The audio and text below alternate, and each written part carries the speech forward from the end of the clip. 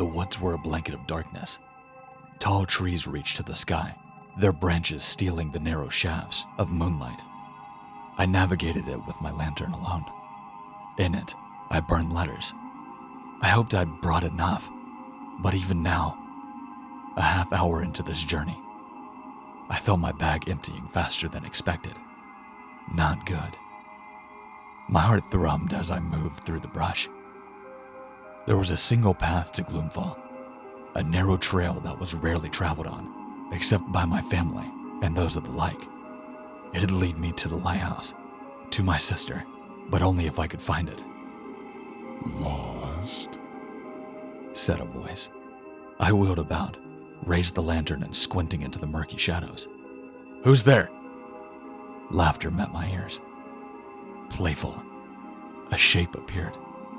Something bipedaling, canine. A dog man. I drew back, pushing my lantern forward, as if to prove my point. "This grants me a safe passage. You can't harm me." More laughter. The dog man dropped down to all fours. It was the size of a small bear, and as it neared, I saw its long teeth gleaming in the lantern's glow. "You've got a safe passage, as long as you carry that. It'll run out before long." It lifted a human-like hand to its teeth, picking at them with a black claw. "I can wait." Fucking hell. I didn't have silver on me, which meant even if I could try to fight this thing, I couldn't kill it. I left before considering what I was walking into. Foolish. Stupid. Now I was paying the price. I squeezed the bag around my shoulder, crunching up the letters beneath the fabric. There were fewer than I thought. "You're going to be waiting a while," I lied, trudging on. The dogman didn't answer. Its padded feet moved through the brush behind me, softly passing over dead leaves as it sniffed at the air, sniffed at me. My palms clammed up, and I readjusted my grip on the lantern. How far did I have to go? Too far. I still hadn't found the damn path. "You're right to be afraid," said the dogman. "That so?" I glanced over my shoulder, but I couldn't see it in the dim light. It was moving just beyond my vision, out there, somewhere in the dark. "Your old man was just the beginning. It said. Things are shifting here. Wheels are turning." "You're a nameless haunt," I told it. "What would you know?" It snapped its jaws. I stumbled backward in surprise and nearly dropped my lantern. More laughter. "And you're a fucking coward," it sneered. "Nameless haunt or not, I'll have your heart in my teeth by the end of the hour. Bet on it." I took a deep breath, fishing into my bag for a fresh letter for light. Probably sooner than that, I thought anxiously. Where the hell is this path? Wait. A sound up ahead, just beyond the brush. Running water. I fumbled forward, doing my best to keep myself from tripping over these errant roots. I parted a clutch of the branches, and ahead I saw the winding creek, the same one I'd walked 10 years previous. If I followed that, then it'd bring me back to my family's land and the safeguarding lighthouse that sat upon it. I smiled. My chances of survival went from 0 to slim, and I considered that a welcome improvement. "She's next, you know," the dogman said, rising up on his hind legs. It had to be 7 feet. It kept pace with me, its jaws salivating while its cold eyes buzzed with hunger anticipation. "Without your old man, the girl's as good as dead." I grit my teeth, telling myself to ignore its taunts. It wanted a rise out of me.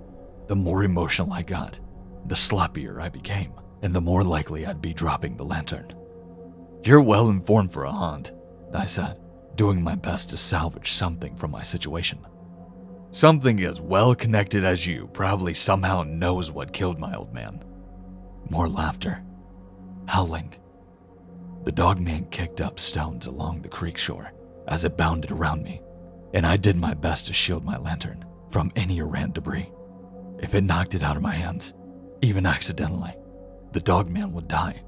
That was the law of the land, but I'd still be left without a lantern, and that meant other phantoms would have their fill on me before long. Something funny? I asked. I've just forgotten how long you've been gone. 8 years? 10? You never met him, did you? I frowned. Who? The dog man stepped in front of me, its eyes dangerous. The stick man. It whispered. He's on his way to Gloomfall now. He'll be killing your sister while we speak, doing all sorts of things to her. I searched his eyes, but I saw no hint of laughter behind them. No hint of a lie. He was telling the truth. Damn it! I bolted. My feet pounded over the stones in the dark shore. I rushed down the edge of the creek, wondering how long until I'd make it back to our land, back to my sister. Too long. I thought hopelessly. She's as good as dead. Images played in my mind. Images of a shadow with cinderlight eyes, crouching over Harriet, its long limbs playing over her corpse. I'd seen it in my dream. An omen. Faster! I've got to pick up the pace! I doubled my efforts, my lungs scorching like a furnace. The dog man ran casually at my side, his powerful legs kicking back the stones as his teeth snapped near my ear. About time for another letter, don't you think? That one's almost out. What? I glanced down. The letter was still fresh. My world span. I tumbled, slipping on a wet stone. Stupid! I rolled in a shower of pebbles and came up to a groaning stop, hating myself for being so gullible. I blinked, unable to see anything. The light. What happened to my light? My hand shot out. I searched desperately for my lantern, but the dark was suffocating. I couldn't see my fingers in front of my face. Looking for this, said the dog man. I turned towards its voice. Please! Here you go. Something whistled through the air. I reached for it, fumbled it, and it crashed to the ground next to me. No! I gasped. I spread my hands across the stone shore, feeling for the lantern, and the broken glass met my fingertips. Uh-oh, said the dog man, but its voice had lost its teasing playfulness. It sounded hungry, vicious. Looks like you've lost your safe passage. I grabbed the lantern. Broken or not, I could still use it as long as I protected the flame from the wind. I dug into my bag frantically, fishing out a letter, but before I could do it, a rough paw gripped my throat. I wheezed. It lifted me into the air, coughing and sputtering. My legs kicked out. They spasmed under me as I tried to beg for my life. Told you I'd have you between my teeth. The dogman snarled. It snapped its jaw near my ear. Question is, which end do I start with? Maybe the feet. Sometimes I like to listen to the screams for a little bit. My mind reeled. I punched, clawed at the creature, but it was too big, too powerful. Please, I gagged. Don't beg. The monster said. Desperation tastes pathetic. I fell to the stones, grasping for air. The dogman had dropped me. Why? A yelp sounded in the dark. My heart pounded. Letters. I needed to burn another letter. I reached for my bag. Another yelp. Was the dogman in pain? Being attacked? I couldn't worry about that right now. Right now, all that mattered was securing my safe passage.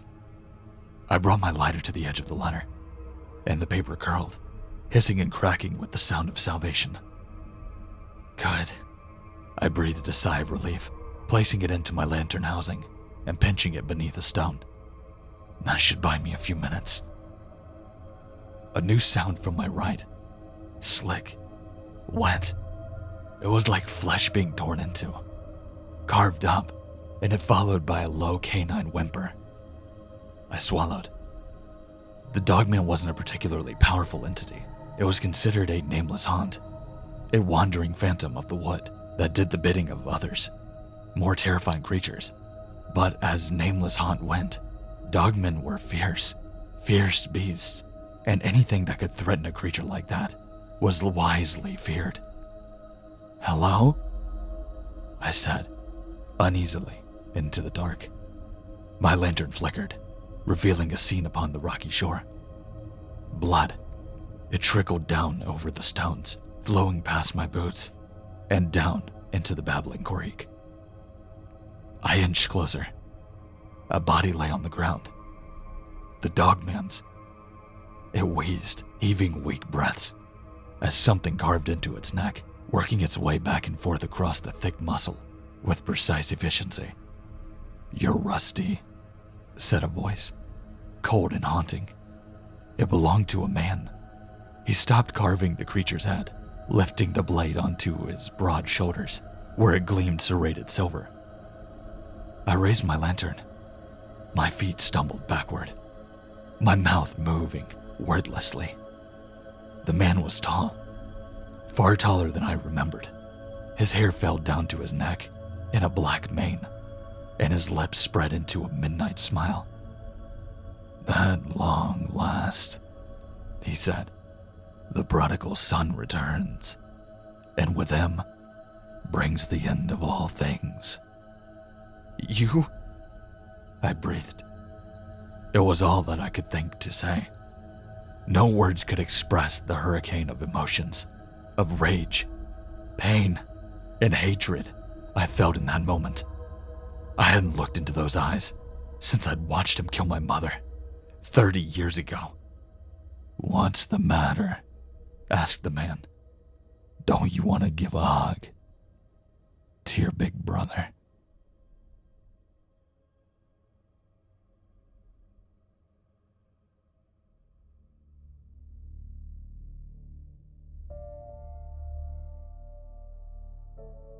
Thanks for watching. I really hope you enjoyed it. Obviously, this is part 2 to I Inherited a Lighthouse, just so all of you know, and if you haven't seen the first part, make sure to go check it out, because there's a lot of stuff that you're going to miss. But if you like this and you would like to see more of these, make sure to like, comment, and if you're new to this channel, make sure to subscribe. We've got a lot of content, a lot more coming, so just know that. And also, sorry that it took a little bit long to get the second part. I'm trying to get back on the schedule, and seems like I'm starting to figure out the routine again, but yeah, hopefully we can get more content, like flowing a lot easier and a lot better for you guys. But make sure to check out the links in the description, like my Twitter, Instagram, everything like that is in there. Yes, I know that I just called it Twitter instead of X, but whatever. But also, make sure to check out the Gmail if you have a story that you would like to submit. I would not mind doing subscriber stories, especially creepypastas and stuff like that. I would love to see what you guys came up with. But, with that being said, stay safe, stay scary, and I'll see you in the next one.